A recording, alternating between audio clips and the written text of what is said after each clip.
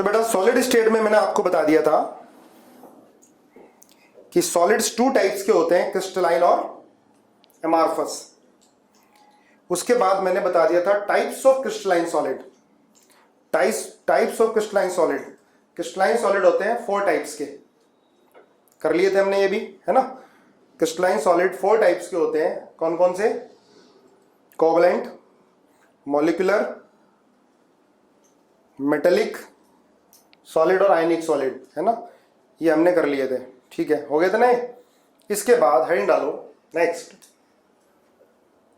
Unit cell. Unit cell, unit cell लिखो। It is the smallest repeating structural unit. It is the smallest repeating structural unit which constitute the crystal lattice।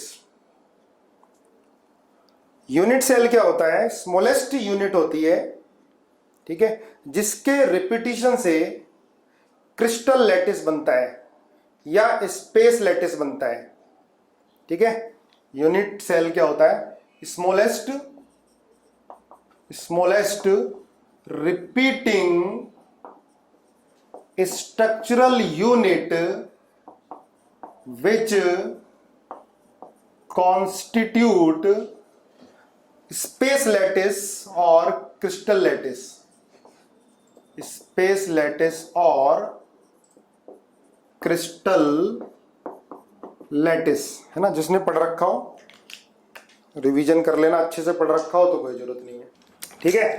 तो भाई unit cell की definition ध्यान रखना, board में भी आ जाती है। तो ये होता है यूनिट सेल। अब स्पेस लैटिस या क्रिस्टल लैटिस क्या होता है, सुनना ध्यान से, है ना। स्पेस लैटिस क्या होता है बेटा? Arrangement of point in space, the 3 dimensional arrangement of points, regular arrangement of points, regular arrangement of points, 3-dimensional arrangement of points in space is called space lattice, है ना। अगर पॉइंट्स की जगह हम एटम बोल देते हैं तो वो क्या हो जाता है? क्रिस्टल लैटिस, है ना। ध्यान रखना डेफिनेशन। स्पेस लैटिस क्या होता है बेटा? जब 3 dimensional arrangement of points, regular arrangement of points in space, ठीक है। जैसे ये पॉइंट है, ये पॉइंट है, और क्या देखो इनकी डिस्टेंस क्या होगी? सेम। जो इसकी है वो इसकी है, डिस्टेंस सेम। ऐसे ही देखो ये इसके ऊपर एक पॉइंट, इसके ऊपर पॉइंट, सेम डिस्टेंस पर ये पॉइंट। तो 3 dimensional arrangement of points in space is called space lattice, ठीक है। अगर हम कहते हैं पॉइंट्स की जगह एटम, मॉलिक्यूल और ions, the 3 dimensional arrangement of atoms, molecules और आयंस, तो उसको क्या बोलेंगे? क्रिस्टल लैटिस, ठीक है, उसको बोलेंगे क्रिस्टल लैटिस। अब यूनिट सेल क्या होता है? कोई एक स्मॉल यूनिट आपने अपने हिसाब से सिलेक्ट कर ली, ठीक है। कोई एक स्मॉल यूनिट जो रिपीट हो रही है, जैसे ये है बेटा, ठीक है, ये हो गया एक एटम, ये हो गया इसके ऊपर, ऐसे एक एटम ये हो गया इसके ऊपर, एक एटम ये हो गया इसके ऊपर, एक एटम ये हो गया होगा। आप देखो कि इसी का रिपीटिशन है। जैसे हम इसकी बात करते हैं, ये है, ये पहली लेयर रखी हमने, ठीक है, इस तरह से, ये 1 2 3 4, इसके ऊपर ये पॉइंट आ गए, डिस्टेंस ये भी सेम थी, ये भी सेम है, ठीक है, सिमेट्रिकल अरेंजमेंट। तो हमने क्रिस्टल लैटिस में से एक ऐसा पार्ट काट लिया जिसके रिपीटिशन से पूरा का पूरा क्रिस्टल लैटिस बन रहा है, उसको क्या बोलते हैं? यूनिट सेल, ठीक है। अब देखो एक यूनिट सेल क्या होता है? इस यूनिट सेल के बारे में मिनिमम इंफॉर्मेशन होती है हमारे पास, और उससे सारे क्रिस्टल लैटिस की इंफॉर्मेशन मिल जाती है, ठीक है। तो ये क्या होगा? यूनिट सेल होगा, इसी का रिपीटिशन हो रहा है चारों तरफ, इसके सराउंडिंग सेम तरह का एटमॉस्फेयर है, सेम तरह का सराउंडिंग होना चाहिए, तभी क्या बनेगा, क्रिस्टल लैटिस बनेगा। ठीक है, तो ये क्या हो गया, यूनिट सेल हो गया। नोट कर लो, डेफिनेशन लिख ली होगी, है ना। Space lattice the arrangement of point in space, regular arrangement of point in space is called space lattice. और क्रिस्टल लैटिस क्या होगा, पॉइंट्स की जगह अगर आपने एटम्स बोल दिया तो वो हो जाएगा क्रिस्टल लैटिस। लिखो टू डायमेंशनल, पहला टू डायमेंशनल स्पेस लैटिस।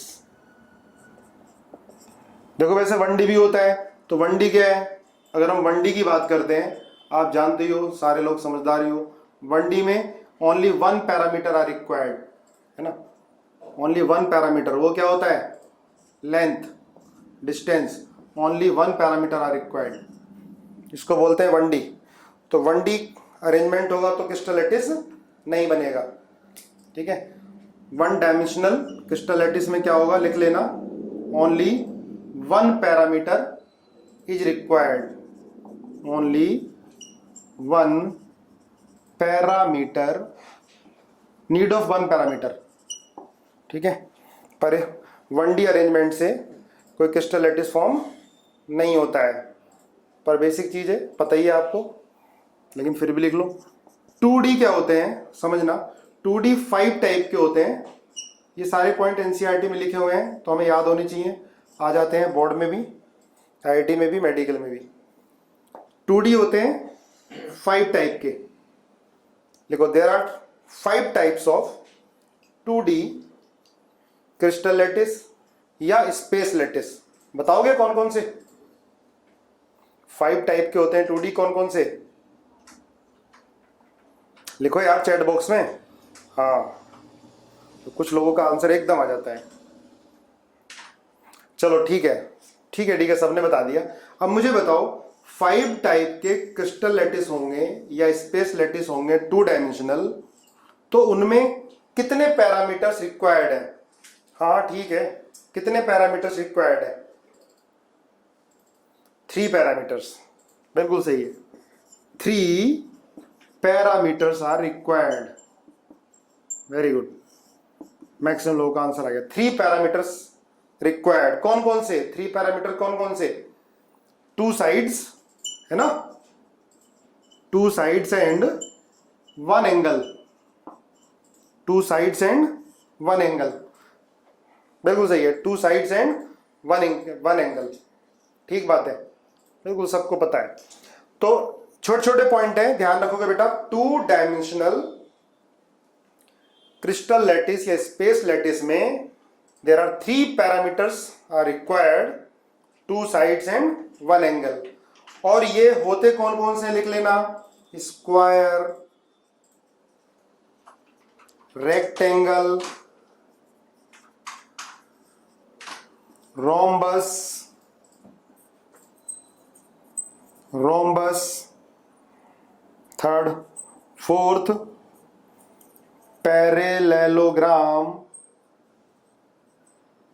और क्या बचा, हेक्सागोनल, फिफ्थ हेक्सागोनल। ये 5 2 डायमेंशनल क्रिस्टल सिस्टम होते हैं जिनमें 3 पैरामीटर्स की जरूरत पड़ती है। ठीक है, छोटा सा पॉइंट है, आप सबको पता होगा, लेकिन फिर भी मेरा कर्तव्य है कराने का। एनसीईआरटी में लाइन दे रखी है, बोर्ड या कंपटीशन में कुछ भी पूछा जा सकता है। ठीक है, चलो लिखो, 3 डायमेंशनल 3D क्रिस्टल सिस्टम। अच्छा, इनके 2 डायमेंशनल के एंगल कितने होते हैं, ठीक है, क्या क्या होते हैं, ये आपको एनसीईआरटी से नोट करने हैं। 2 dimensional crystal system, sorry 3 dimensional crystal system, 3 dimensional crystal system. 3 dimensional crystal system के लिए कितने पैरामीटर्स की रिक्वायरमेंट है, how many parameters required for 3 dimensional crystal system. बिल्कुल सही है, 6 पैरामीटर्स, 6 पैरामीटर रिक्वायर्ड, है ना। 3 sides and 3 angle, 3 sides and 3 angle, 6 parameters are required, बिल्कुल सही बात है। 3 साइड्स एंड 3 एंगल, है ना। अब ये चीज ध्यान रखना, 3 डायमेंशनल क्रिस्टल सिस्टम में, ठीक है, जो यूनिट सेल होता है वो भी 3D होता है, जो यूनिट सेल होता है वो भी 3D होता है। और हम जो बात करने वाले हैं इस पूरे चैप्टर में वो क्यूबिक यूनिट सेल की बात करने वाले हैं, ठीक है। जैसे यूनिट सेल, यूनिट सेल है ना, यूनिट सेल के बारे में हमने पढ़ लिया था। यूनिट सेल क्या होता है? The smallest repeating structural unit which constitute the crystal system. जैसे ये वॉल है तो इस वॉल का यूनिट सेल क्या होगा? ब्रिक होगी, है ना, उसका रिपीटिशन हो रहा है और एक वॉल बन रही है ना। तो देखो यूनिट सेल जो होता है बेटा, इसमें 3D यूनिट सेल की जरूरत पड़ेगी। और यूनिट सेल 2 तरह के होते हैं, प्रिमिटिव और नॉन प्रिमिटिव, प्रिमिटिव और non primitive. 3 dimensional crystal system, इसमें यूनिट सेल की जरूरत पड़ेगी, टाइप्स ऑफ यूनिट सेल की जरूरत पड़ेगी। तो 2 तरह के यूनिट सेल, प्रिमिटिव और नॉन प्रिमिटिव। प्रिमिटिव क्या होंगे? जिसके अंदर एटम्स या पॉइंट्स कहां पर होंगे? ओनली कॉर्नर पर, ओनली कॉर्नर पर। इनको बोलते हैं बेटा lattice point, lattice point. Lattice point क्या होंगे? कॉर्नर होंगे, ठीक है। हाँ, लेटिस पॉइंट क्या होंगे? कॉर्नर होंगे। एटम्स का होंगे? कॉर्नर पर होंगे, ठीक है। यहां पर लेटिस पॉइंट, कॉर्नर, ध्यान रखना, लेटिस पॉइंट जिन पॉइंट पर एटम रखा होगा, ठीक है। तो कॉर्नर पर एटम रखा होगा तो उसको बोलेंगे हम प्रिमिटिव। और नॉन प्रिमिटिव क्या होता है? कॉर्नर के साथ साथ इनसाइड में भी एटम्स होंगे, कॉर्नर प्लस इनसाइड, तो उसको बोलेंगे नॉन प्रिमिटिव, ठीक है। प्रिमिटिव लेटिस पॉइंट का है कॉर्नर, कॉर्नर पर एटम होंगे। और नॉन प्रिमिटिव क्या होगा? कॉर्नर प्लस इनसाइड, ठीक है, कॉर्नर प्लस इनसाइड, ध्यान रखना, कॉर्नर प्लस इनसाइड। जैसे हम बात करते हैं, ये है unit cell, cubic unit cell, ठीक है, ये क्यूबिक है भाई। कॉर्नर कितने हैं इसके अंदर? 8, है ना। और फेस कितनी है इसके अंदर? 6, ठीक है। फेस क्या होती है? जैसे ये हम इसको क्यूबिक यूनिट सेल मानते हैं रूम को अपने, आप भी अपने रूम में बैठे हो, देखना, ये एक जो वॉल है एक फेस हो गई, एक सामने वाली दूसरी हो गई, ये तीसरी, ये चौथी, ये पांचवी, ये छठी, ये होती है फेस ऑफ यूनिट सेल, है ना। कॉर्नर कितने होते हैं बेटा? 8 होते हैं कॉर्नर, है ना। देखो अपने रूम में, अगर क्यूबिक रूम में बैठे हो तो कॉर्नर कितने होते हैं? 8। मैं इसमें दिखा देता हूँ आपको, दिखाई दे रहा होगा ना, 8 कॉर्नर, 1 2 3 4 5 6 7 8।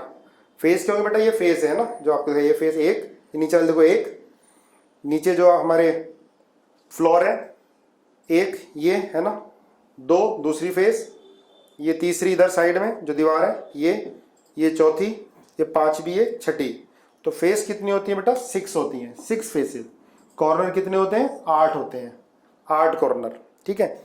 इसके बाद बॉडी सेंटर कितने होंगे भाई इसमें? बॉडी सेंटर 1, है ना। बॉडी सेंटर कितने होते हैं? 1 होते हैं। दूसरा एजेस, एजेस कितनी होती हैं? एजेस कितनी होती हैं? 12 होती हैं, है ना।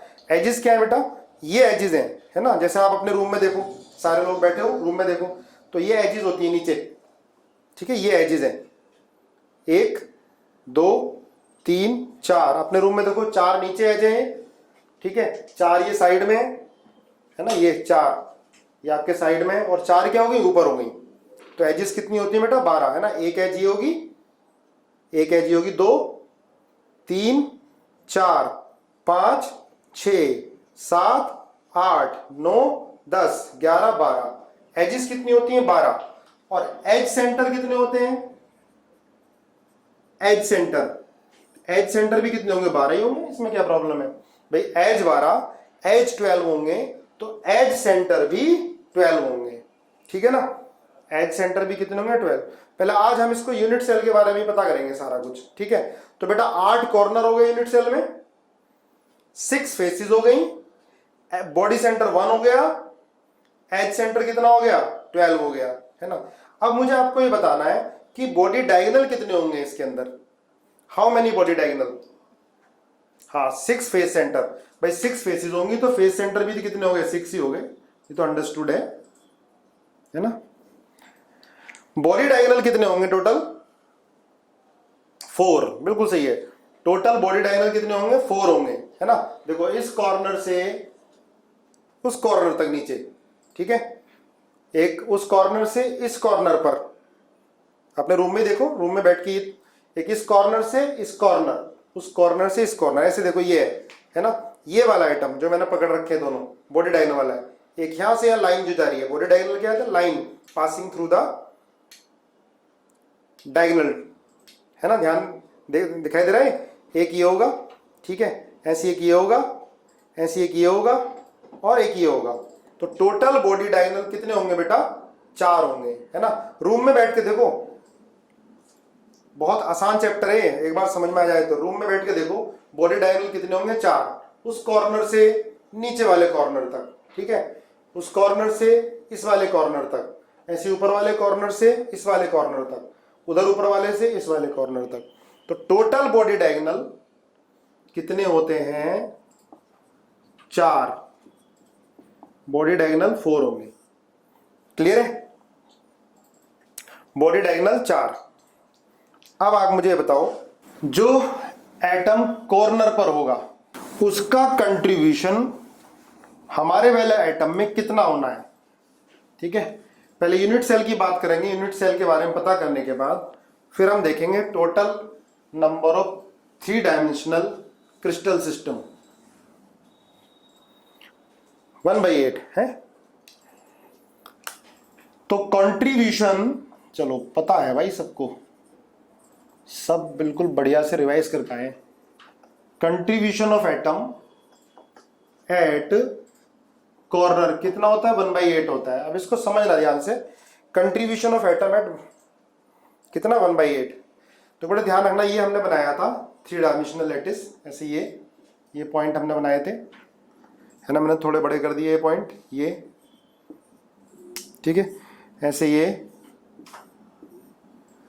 ठीक है। इसके ऊपर एक एटम रखा होगा, इसके ऊपर एटम होगा, ऐसे इसके ऊपर एटम होगा, इसके ऊपर एटम होगा। इससे समझते हैं, ठीक है, इससे समझते हैं। ये रखा हुआ देखो। अब इस एटम को देखो, इससे लगता हुआ एक यूनिट सेल और आ जाएगा, ध्यान रखना, इससे लगता हुआ एक यूनिट सेल और होगा, ऐसे इससे लगता है एक यूनिट सेल और होगा, इस वाले के साइड वाला एक यूनिट सेल होगा, इस वाले के साइड वाला एक यूनिट सेल होगा। छोड़ो, इससे समझ में नहीं आता तो देखना, जिस रूम में आप बैठे हो, है ना, मान के चलो आप ऐसी बिल्डिंग में बैठे हो जिसमें सारे रूम की सिमेट्री एक जैसी है ना? तो इस रूम से ये जो वॉल है, साइड वाली वॉल देखना, इस वॉल से, या इसको देखो, इस वॉल से उधर एक रूम होगा, ये वॉल कॉमन होगी, ठीक है। ये कॉर्नर पर एटम रखा हुआ है, ध्यान से देखो अपने रूम में कॉर्नर पर एटम, मान लो एक ये वाली वॉल, उसके कॉर्नर पर एक एटम है, ठीक है। गुरुकुल का रूम मान लो, अपना रूम मान लो, ठीक है। जिस रूम में बैठे हो उसमें देखो ध्यान से, ये वॉल है बेटा, कॉर्नर पर एटम रखा हुआ है, तो इस वॉल से लगता हुआ एक रूम होगा, ठीक है। ऐसे ही इधर साइड की जो वॉल है उससे एक रूम होगा, ठीक है। अब इसके साथ जो दूसरे रूम में एक वॉल जा रही है उससे लगता हुआ एक रूम होगा। 4 रूम हो गए चारों तरफ, और 4 इसके ऊपर होंगे। एनालाइज करो 3D में, 4 इसके ऊपर होंगे। तो बेटा जो बीच में एटम होगा, ये जो एटम होगा, ठीक है, ये 8 रूम में बराबर डिवाइड हो गया। ये वाला एटम 8 रूम में शेयर होगा। तो इस वाले यूनिट सेल में इसका कंट्रीब्यूशन कितना आएगा? 1/8 आएगा। क्लियर है? 1/8 आएगा। आया समझ में? 3D देखो, है ना? हाँ, सब लोग यस लिख रहे हैं, ठीक है, 3D देखो दिखाई देना चाहिए। आप समझो, देखो ये वाला आइटम देख लो, ये वाला है ना, इसके बगल में एक यूनिट सेल आ सकता है, ये बीच वाला यूनिट सेल है क्रिस्टल लैटिस में, जिसके रिपीटिशन से पूरा क्रिस्टल लैटिस बन रहा है। तो इसके इधर एक यूनिट सेल आएगा, इसके इधर एक यूनिट सेल आ जाएगा, बन जाएगा, है ना। जो इधर यूनिट सेल बना था इसके साइड में एक यूनिट सेल, तो 4 बन गए, 1 2 3 4। इसके ऊपर एक्सटेंड हो जाएगा, इसके वाले भी ऊपर, इसके ऊपर भी एक एक्सटेंड हो जाएगा, इसके ऊपर भी। मानस उपाध्याय हो गया ना, ठीक है, समझ में आया। कंट्रीब्यूशन ऑफ एटम, हाँ एनसीईआरटी में भी डायग्राम है, पता है, ठीक है। देखो ऐसे देख लो, ये ऐसे ऐसे, ये इधर एक, ये बन जाएगा, 4 हो गए, एक रूम ये, एक रूम ये, एक रूम ये, एक रूम ये, इसके ऊपर एक हो जाएगा, इसके ऊपर एक हो जाएगा, इसके ऊपर एक हो जाएगा, इसके ऊपर एक हो जाएगा। इसका कंट्रीब्यूशन कितना आएगा बेटा, 1/8। तो contribution of atom at the centre of unit cell is 1/8। ये समझ में आना चाहिए, 3D दिखाई देना चाहिए आपको, कमरे में बैठ के दिखाई देना चाहिए, ठीक है। चलो, तो contribution of atom at the corner of unit cell 1/8 आ गया, ठीक है। अब आप बताओ फेस पे कंट्रीब्यूशन कितना होगा, फेस पर कंट्रीब्यूशन कितना होगा, फेस पर कंट्रीब्यूशन कितना होगा, 1/2। लिख लो, contribution of atom at the face of unit cell कितना हो जाएगा, 1/2, है ना। ये तो बहुत इजी है। अब ये जो वॉल है बेटा, ये इस वाले यूनिट सेल में, और जो दूसरा कमरा है इस वाले कमरे में, और जो दूसरा कमरा है, सिर्फ 2 ही कमरे में ही तो कॉमन हो सकती है।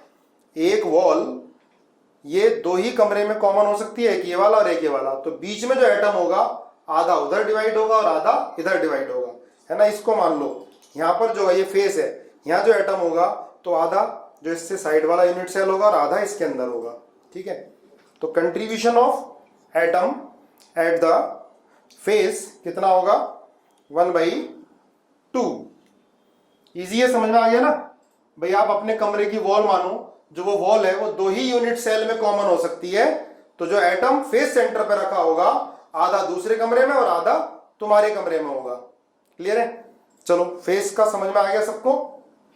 अब देखो contribution of atom at edge centre, edge centre पर, है ना। एज क्या है बेटा, ये है एज, है ना, एज ये है। तो एक एज कितने यूनिट सेल में कॉमन होगी, ये बताओ पहले मुझे। एक एज कितने यूनिट सेल में कॉमन होगी, कितने, 4 में, है ना। कमरे के अंदर देखो, है ना, एज को देखो, देखो ये एज है ना, कैमरा तो वहां तक नहीं जा रहा होगा, है ना। एज है तो एक एज 4 यूनिट सेल में कॉमन होगी, बिल्कुल सही है ना। आपको दिखाई देना चाहिए 3D में, ठीक है ना। देखो जैसे हम ये मान लेते हैं, ये वाला यूनिट सेल है, ये एज है, तो एक तो इस वाले में कॉमन हो गई है, ठीक है ना।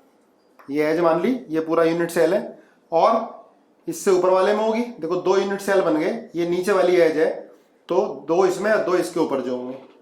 तो ये एक एज कितने में कॉमन हो सकती है, 4 में कॉमन हो सकती है। क्लियर है ना, समझ में आ गया होगा। तो कंट्रीब्यूशन कितना होगा बेटा इसका, 1/4, 1/4 लिख लेना। Contribution of atom at the edge centre कितना आ जाएगा, 1/4 आ जाएगा। नोट कर लो, contribution of atom at the edge centre 1/4। Clear है सबको, यस और नो? क्लियर है सबको? कोई है जिसको नहीं आया?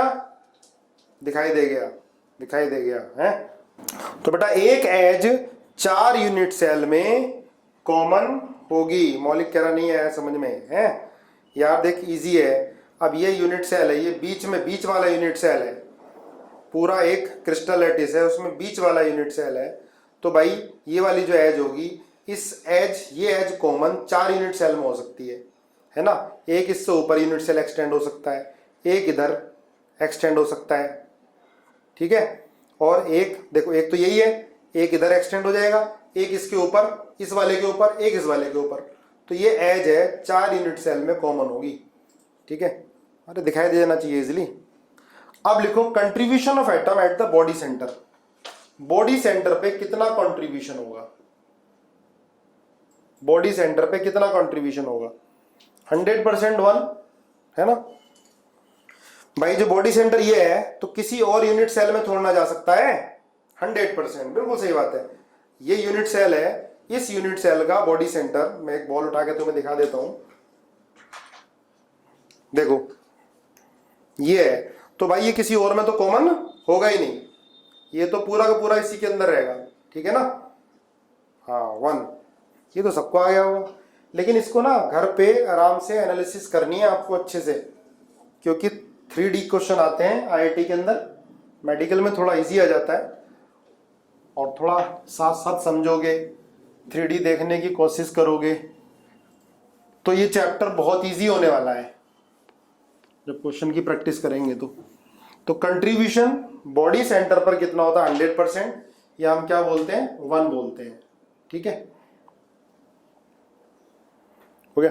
अब एक चीज और, आपको कुछ डिस्टेंस और याद रखने हैं ना, एक बार बना लो, यूनिट सेल बनाओ, मेरे साथ बनाओ यूनिट सेल। देखो ये क्या होती है बेटा? एज लेंथ होती है ए। मान ली क्यूबिक यूनिट सेल है, ये क्यूबिक यूनिट सेल है, ठीक है। इसकी एज लेंथ कितनी है? ए है, एज लेंथ ए है, ध्यान रखना, एज लेंथ ए, सबकी ए ही होगी क्योंकि क्यूबिक है। और एंगल क्या होता है? Alpha is equal to beta is equal to gamma is equal to 90, है ना। जैसे ये मान लिया हमने, ये अल्फा बीटा और गामा सारे क्या होते हैं? 90 होते हैं। अब देखो ये जो डिस्टेंस ए हो गई, ये डिस्टेंस कितनी होगी? ये ए है, ये ए है, ये इसको बोलते हैं face diagonal. Face diagonal easy है आपके लिए, पर ये डायरेक्ट याद रहते हैं, समझ के याद रहते हैं, बेटर है, ठीक है। तो फेस डायगोनल कितना होगा? सब लिख रहे हैं √2a, है ना। देखो ये फेस डायगोनल है बेटा, इस कॉर्नर से इस कॉर्नर, ये जो पास हो रहा है ना, दिस इज फेस डायगोनल। ये फेस डायगोनल है, ये उस कॉर्नर से इस कॉर्नर पे फेस डायगोनल है, ठीक है। ये फेस डायगोनल है, फेस का डायगोनल, ये ए होगा, ये होगा, ये कितना होगा? 90। तो कितना हो जाएगा बेटा? √2a, है ना। डायरेक्ट यूज आएगा तो ध्यान रखना है, √2a, है ना। ये वाली वॉल जो आपको दिखाई दे रही है, मान लो उसका कॉर्नर वो रखा है, ये कॉर्नर है, ये फेस डायगोनल है, ठीक है। तो कितना होगा? √2a। अब आपको बतानी है बॉडी डायगोनल की डिस्टेंस, बॉडी डायगोनल की डिस्टेंस, ठीक है। बॉडी डायगोनल सबने लिख दिया, √3a, बॉडी डायगोनल बिल्कुल सही है। क्या होगा? √3a होगा, है ना, √3 होगा, ठीक है, समझ में आता है। देखो ऐसे कर सकते हो बेटा, ये आपको मालूम चल गया, ये √2 है और ये कितना है? a है, ठीक है, ये a है। तो आपको ये डिस्टेंस चाहिए, है ना, ये √2 निकाल लिया आपने, और ये क्या होगी? a होगी। ये डिस्टेंस चाहिए तो कितना आएगा? √3 आएगा। इससे ये कॉर्नर, चाहे ये देख लो, चाहे यहां से यहां देख लो, ये √2 है आपने फाइंड कर लिया, ये a, तो ये कितना आएगा बेटा? √3a। तो बॉडी डायगोनल कितना होता है? √3a, ठीक है, √3a। अब आपको बताना है बॉडी सेंटर की डिस्टेंस कॉर्नर से, बॉडी सेंटर की डिस्टेंस कॉर्नर से, body centre, distance of body centre from the corner, distance of body centre from corner कितना आता है? बिल्कुल सही है, √3a/2। थोड़ा आंसर आ रहे हैं, √3a/2, है ना भाई। ये कॉर्नर देखो इधर, ये कॉर्नर और उधर जो आपका रूम का कॉर्नर हो गया ना, डिस्टेंस √3 होती है, तो बॉडी सेंटर बीच में तो आएगा। तो बॉडी सेंटर का कितना होगा बेटा? √3a/2, √3a/2, क्लियर है, √3a/2। एक चीज ध्यान रखो, कॉर्नर से फेस सेंटर का डिस्टेंस कितना होगा? कॉर्नर से फेस सेंटर का डिस्टेंस कितना होगा? ये भी √2/2, 1/√2a हो जाएगा, 1/√2a हो जाएगा, ठीक है, क्लियर है, 1/√2a हो जाएगा। तो ये डिस्टेंस तुम्हें ध्यान रखना है, फेस डायगोनल का डिस्टेंस √2a, बॉडी डायगोनल का डिस्टेंस √3a, बॉडी सेंटर का distance from the corner √3a/2, face centre का कॉर्नर से डिस्टेंस फेस सेंटर की 1/√2a। ठीक है, हाँ सारे फेस पर दो डायगोनल, फेस डायगोनल दो होते हैं, ये और एक ये, इनको फेस डायगोनल बोलते हैं। ठीक है, चलो बाकी पढ़ेंगे कल। कल आपका पेपर का डिस्कशन होगा 10 बजे से पहले, 9 से 10, और 10 से सॉलिड स्टेट होगा। ठीक है, इतना आप एनसीईआरटी से करके आओगे। ठीक है, थ्योरी एनसीईआरटी की सफिशिएंट है, और साथ में 3D मैं आपको बताऊंगा सारा का सारा, तो उसको अच्छे से आपको करना है।